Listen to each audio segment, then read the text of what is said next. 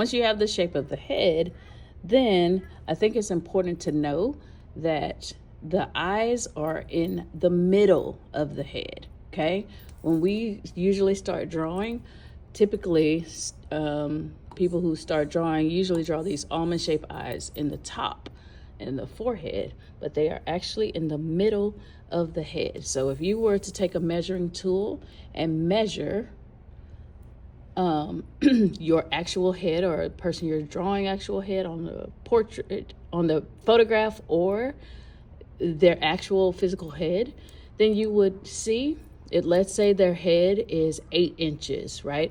Then the eyes, the line for the eyes would be right at the 4. Okay, so what I usually do is I teach students to draw a very, very, very light line right in the middle of the head. Okay, I'm thinking like that's not even the middle, it's a little high, so I'm gonna bring it down. Okay, and the thing about that is the eyes sit on top of that line. So that means if you were to draw almond shaped eyes, which are the typical eyes, we know all eyes are different.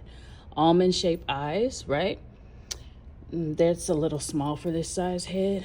I'll draw it a little bit bigger. But so almond shaped eyes, they sit on top of the line.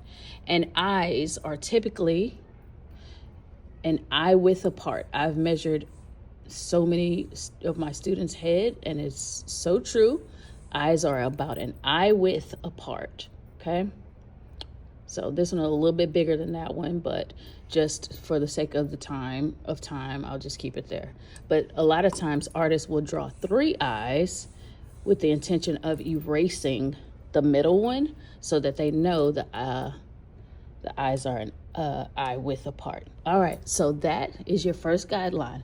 Now, here's where the fun part happens. So from this line, this guideline, to the chin, you're going to find the middle. Okay, you can eyeball it.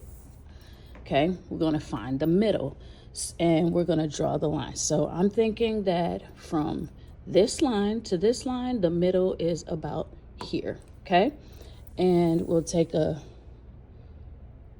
like I said, you can eyeball it, or you can use an actual tool to draw a straight line, and you'll draw that straight line.